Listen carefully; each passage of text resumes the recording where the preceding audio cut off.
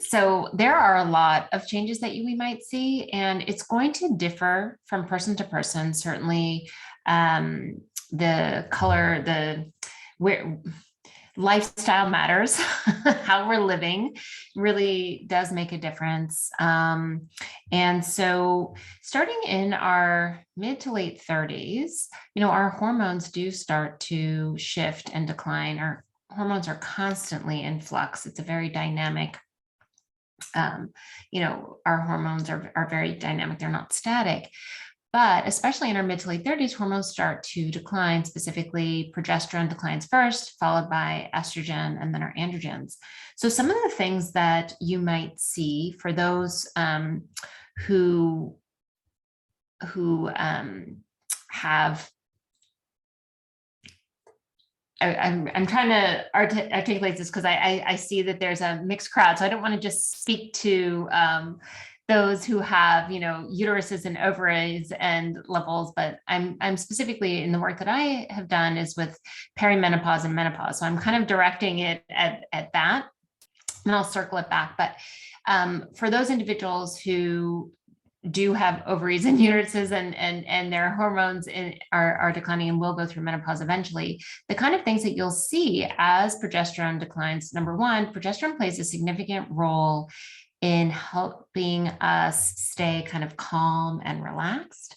It's the great calmer. So it has an interplay with a brain chemical called GABA, which really helps us calm and relax. So one of the things that we might start to notice is that you might start to feel a little bit more anxious than usual, and you may not be sleeping as well. And sleep has a significant impact on skin health. Sleep is really when our skin repairs, rejuvenates, and hydration balance. And so if you are noticing that you're not sleeping as well, some of the things that you may notice is dark circles under your eyes, more fine lines and wrinkles. When we don't sleep, it really creates a shift in the balance with our stress hormone cortisol. And I'll circle back to that because stress can play a significant role in our skin health. The other thing that you might notice, progesterone plays a role in hair as well.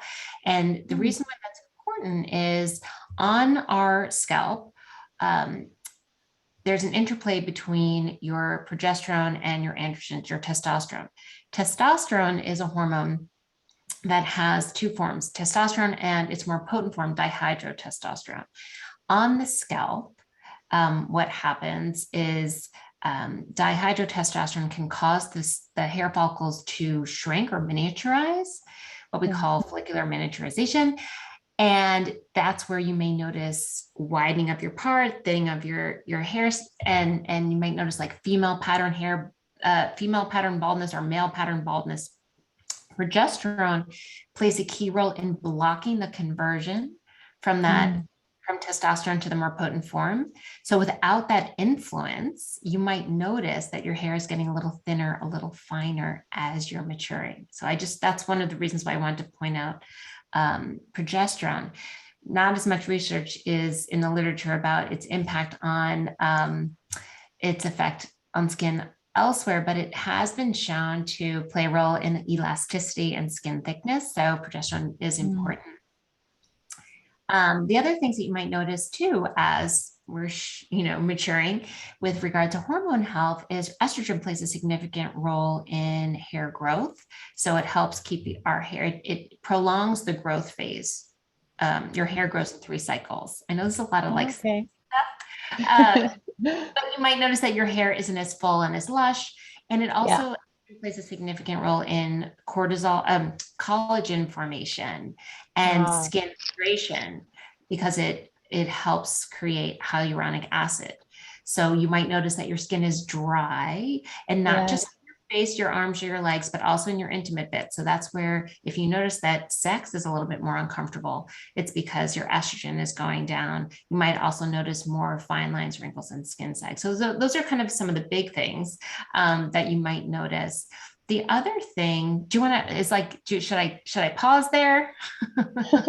No, that's good. We're completely absorbed. Share more. Okay, perfect. Why I was kind of mentioning stress right away is Stress can come in many different forms. It can come from external, like environmental stresses. So 90% of visible signs of aging are thought to come from ultraviolet rays, so from the sun. So protecting your skin every single day, whether you work indoors or out, because UVA rays come through your window glass. UVA rays penetrate the skin more deeply. They're thought to be the aging rays. So whether you are indoors or out, if you're near a window, you're still getting sun exposure every day. We are now on Zoom, so we're in front of our devices, which means there's blue light coming off of our devices. Blue light has been shown to affect the collagen and the elastin, what gives us that supple, youthful appearance. It also can contribute to pigmentation. So that's why I always recommend, no matter indoors, out, rain, shine, protecting your skin from these type of stressors is important. So using a tinted moisturizer with SPF 30 every day is really important.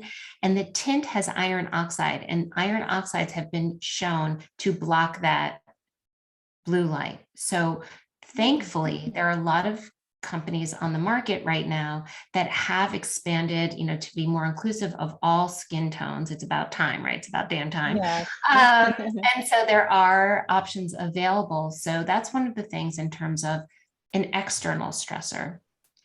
Food is also an external stressor. So what we eat can play a significant role in your skin health as well. We know that added sugars really wreak havoc on our skin, especially as we mature, because sugar creates something called advanced glycation end products. And this is something that will bind onto your collagen and elastin, make it very stiff and inelastic, make it very friable. So if you have a diet that's very heavy in added sugars, not the sugars that you necessarily find naturally occurring in whole foods, but higher in sugars, you might notice more skin sag, more jowling, more wrinkles. Sugar also creates inflammation. So you might notice flares in your eczema, your psoriasis. Your skin may be a little bit more red and irritated. We also know that it can make, acne flare. It's a stress on the body. When we talk about real stress, this is like why I love to focus on this, and this is really the focus of the work that I do. I don't run a traditional derm clinic. I really support women, in particular, how to navigate midlife, get rid of the stressors that may be impacting us, but especially teach tools and resources to help us with our emotional stress as well, because stress is the number one thing that most dermatologists are not talking about, not giving tools and resources, and it's not something that just a pill can, help with. Cortisol, your primary stress hormone, is going to do two things for our skin. Number one, it directly stimulates our oil glands. So if you're struggling with acne in your 40s, in your 50s, like it really is something to look at, how we can't get rid of stress, but how are you managing the stress that you are experiencing? Right.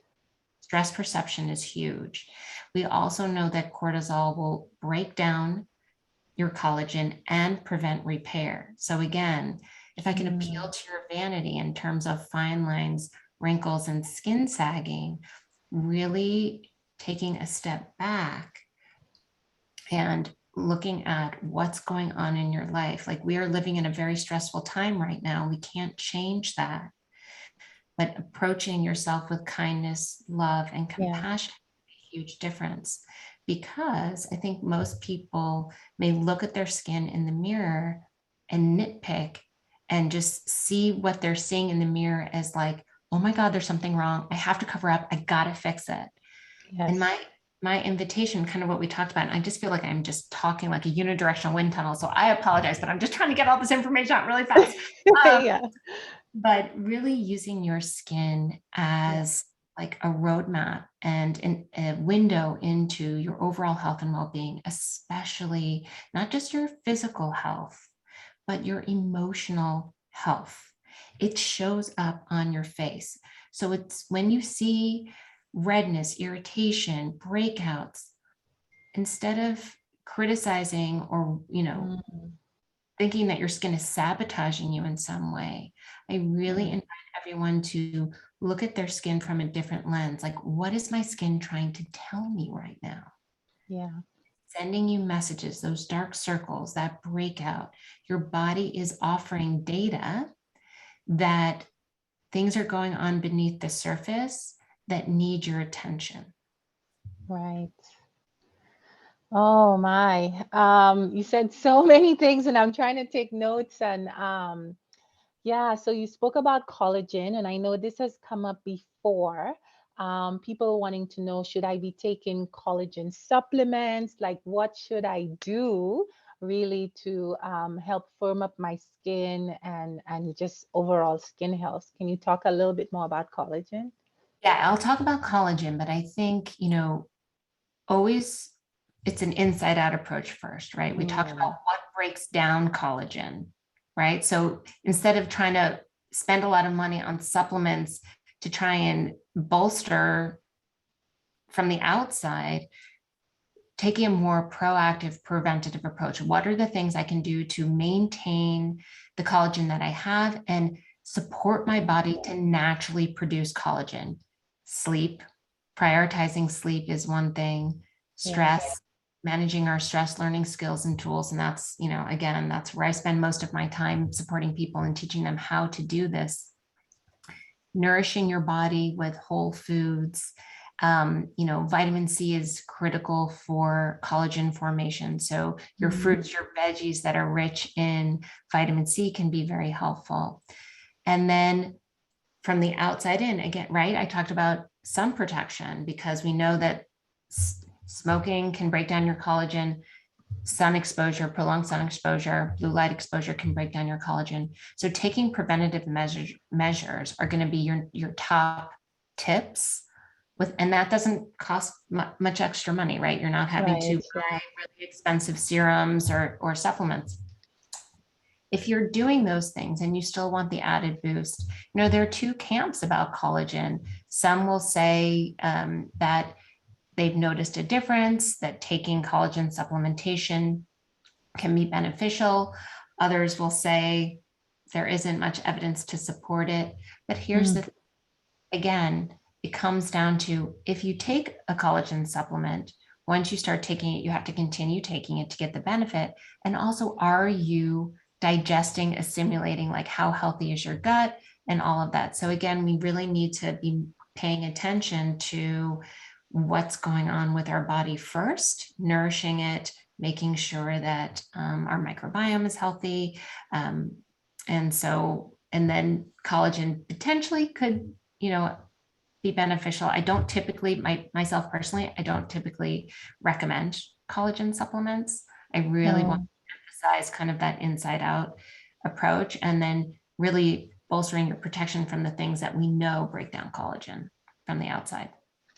That's so good. And I have to admit, I started this journey really just wanting a list of tell me the best products I can use to attack this acne, which is destroying my life. But over and over, guys, I think we've been hearing like the best strategy is from the inside out because really what we see on our skin is a reflection of what's happening inside of us. So that's really good. Thank you for emphasizing that. I wanted to talk a little bit more about balancing hormones. And just before you educate us about this, I just want to remind everybody, if you have questions, please put it in the comment box so we get to give you what you need today before you leave. Yes, so can you tell us a little bit more about how to balance our hormones? I'm often accused of PMSing or being hormonal because I'm too emotional or whatever. So how do we get that balance? Yeah, so such a great question. And again, it's really going back to the basics. How we eat, how we sleep, how we move, who we spend our time with. The products that you use, because you do absorb things. So it's a matter of minimizing your toxic load. Mm. because there are products that are known to be what we call endocrine disruptors. So they can influence like how the balance of your hormones, create imbalance because they can mimic your natural hormones and such. So it really is, without spending any money, really just taking kind of an audit of your food, prioritizing sleep. And again, stress, it plays a huge role. This is what, again, I keep harping on why I really center most of the work that I do in mitigating stress, regulating our nervous system, because your body, its priority is to survive. So it's going to prioritize the production of your stress hormone, cortisol. All of your hormones interact with one another. It's this beautiful symphony, right? And one goes out of tune and the rest is just chaos, right? So cortisol and all your hormones are made from the same essential building blocks. It's a very complex cascade, but when your body needs to, it thinks it's under attack, and your body does not know the difference between a true threat versus a perceived threat, right? Whether you're actually being, you're chased by that lion or tiger versus it's just ongoing you're watching the news and the stress that there's another variant of COVID, right? Your brain is and your body is going to react in the same way. Because of that, because all your hormones are made from the same building blocks and the formation of these hormones is interconnected, your body's going to prioritize your survival, and it's going to essentially shut down production of your other hormones, including your sex hormones, your estrogen, your progesterone, your androgens. It's going to throw off the balance of like your thyroid hormone, which means you are going to see signs of that on your skin. For instance, individuals whose thyroids are under functioning, right? And this can be influenced by stress as well. You might notice that a classic sign is the lateral third of your eyebrows is thinner. Your scalp hair may be losing your hair. You lose about 100 hairs a day. That's normal, but you may notice more shedding than normal. Again, I shared a little bit about progesterone, estrogen, and the androgens. In our mid to late 30s, our hormones are naturally declining as we're heading towards perimenopause and menopause. If you are under constant stress and your body's not producing those hormones that it's still capable of producing, you are going to experience more symptoms. You're going to be further out of balance. You might notice that your PMS is a little bit worse. You're a little bit more moody, a little bit more irritable. Your skin is a little bit more dry. You're breaking out a little bit more because there's that imbalance. So really understanding what your triggers are, what your stressors in your environment, and really prioritizing getting more in tune with your body so that you can help it reset from that stressed out state to that more rest and relaxation state. And it's really easy to I should say it's simple. It's not always easy in the moment, right? Because we're oftentimes so caught up in it. But literally just taking some breaths, paying attention to your breath is the fastest, easiest way to reset your nervous system. And it doesn't add anything to your to-do list. You're already breathing. It's a matter of paying attention to your breath. How am I breathing? Am I holding my breath? I know that when I'm really stressed out, I don't even notice, like, I might be holding my breath. Yeah. Am I breathing shallow? Am I breathing rapid? And just even bringing your attention to your breath, you are bringing yourself into the present moment. And most of our stress comes from worrying about what already happened. We ruminate, we obsess. So true. And then being concerned about what's going to happen in the future, the things that we can control. It's that sense of uncertainty that sends us into a tailspin. But when we focus on our breath, we're right here, right now. Yeah. And instantly reset your nervous system. And if you can even do that once a day, multiple times a day, you will start to rebalance those hormones to optimize how your body functions, and it will show up on your skin. Yeah, that's beautiful. It really resonates with me because, as you know, as women, we don't only have like our own stress, we carry stress from other people as well. Like even just talking today with a couple of my friends, what they're going through, I can still feel it in my heart, the pain I feel for them going through that really hard time. So yeah, it's a good tip to be mindful of what things are changing our breath. And even if we're not conscious of our own stress, we can see the signs from our skin. So thanks for sharing that. So Dr. Barr has given us a gift for everyone who is on the call. You'll get a free gift from Dr. Barr. I'm going to put the link in the chat, but I invite her to tell us a little bit more about the free gift. Yeah. So we were talking about acne. I know that for Nadia, this is a big deal. So I shared, a guide, acne busting foods, right? Because I really want it from the inside out. So foods that are rich in vitamins that support skin health, like vitamin A, C, zinc, magnesium, selenium. So you don't have to go searching or hunt things down. I wanted to make it really easy, so that you can nourish yourself in a supportive way. And I think it's really also important that when we talk about nourishment, it's not just food, right? It's really, what are we truly hungry for? A lot of times, especially when we're stressed, we might reach for the food, and we might reach for the food that is highly processed. And listen, I got a sweet tooth. I'm not, there's no shame or blame or anything, but it's knowing when you eat the cake, the cookie, whatever, notice, number one, how it makes you feel. Does it increase your energy or does it drain your energy? Mm. Do you notice, one donut might not make a big difference, but if you're in the habit because you're really stressed and you're just not being necessarily mindful of what you're eating, is your skin breaking out more? For some people, they might notice that dairy creates a challenge because dairy directly stimulates something called IGF-1 that will stimulate your oil glands to produce more oil, one of the contributing components of acne. So you might be one of those people that, every time I've been eating a lot of cheese, I've been yogurt, milk, my skin is pretty inflamed. It's an opportunity. Again, use your skin as an asset and an ally, not something to be covered, not something to be fixed. It's really there to support you. Yeah, that's great. Thank you for the free gift. So after this, everyone can click on the link and get more information to help them in their journey. We do have one question in there. Jenny is asking, do you recommend hormone testing?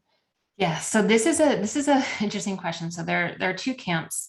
When I was trained, when I was diving deep into menopause medicine, my mentor did not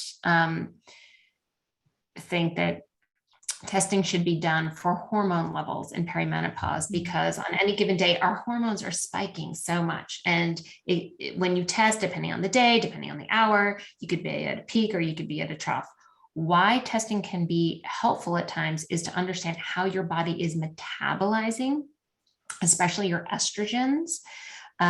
We consider estrogens like the good, the bad, and the ugly. And if you are not metabolizing, processing, and eliminating your estrogens, they can recirculate and cause inflammation, and challenges for people. And hot flashes, night sweats, and other symptoms of menopause can be exacerbated in those situations. So you kind of want to know. For progesterone, it's challenging. In most women, that's the hormone that declines first. If you work with your practitioner and they take a good history, it's likely in your mid to late 30s, early 40s, you may or may not need to test, but some women do benefit from progesterone supplementation, whether a cream, or sometimes if they're not responding by a cream or an oil or a topical formulation, an oral supplementation may be used. But oftentimes, again, it really depends on the individual, what's happening in your world, what's happening in your life.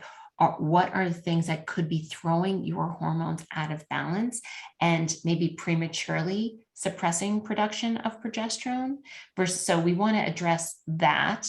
And I'm not personally addressing that, but like I would say an integrative or functional medicine practitioner to do that before just giving you a prescription for progesterone, right? Always want to go to the root cause. Yeah. That's great. And I know some people joined in late, and I got some text that some people are having problems joining in, but we will be sharing the recording with everyone. So you can listen again and record your tips, write your tips down, and get started on your journey. So I have one last question for you, Dr. Barr, just for those who joined in late. If you can give us just three tips on how to get healthier skin, that would be great for those who joined in a little bit late. Yeah, so my 3 tips would be wearing a tinted moisturizer with SPF 30 or above every single day, rain or shine, indoors or outdoors, because if you're in front of a computer or in front of a window, you're getting UVA rays and you're getting blue light, which can affect your skin. 2 would be prioritizing your sleep, because beauty sleep is real. It really makes a significant difference because melatonin is a hormone that repairs, rejuvenates, and regenerates your skin. And the third, I think, is really appreciating what your skin is doing for you, and its function, rather than criticizing and critiquing it. Really bringing some kindness and compassion, especially as women. We have, I think, a habit of, our inner critic and self-rejection. And I would just invite, it's not always easy to say, like, I love my skin, but I can appreciate and have gratitude that it's keeping me safe. It's protecting me from infections and external things. So my tip would just be to consider shifting how you view your skin as your best ally and asset, rather than, something that's trying to sabotage you. That's great. Thank you so much. That was so beautifully said. It's such a good reminder for us to be kind to ourselves and to others, and we have everything we need to improve on our skincare journey. So thank you everyone for joining us here today, and big thanks and cheer to Dr. Barr for sharing her expertise and her knowledge with us. For those of you who are joining us for the first time, try to sign up on iamlucent.ca. That's IAMLUCENT, so that you can get the notice for our next expert interview. And everyone will get the link to this recording and more information about Dr. Barr and how you can connect with her. So thanks everyone, and have a great evening. Thank you. Bye. Bye. Bye.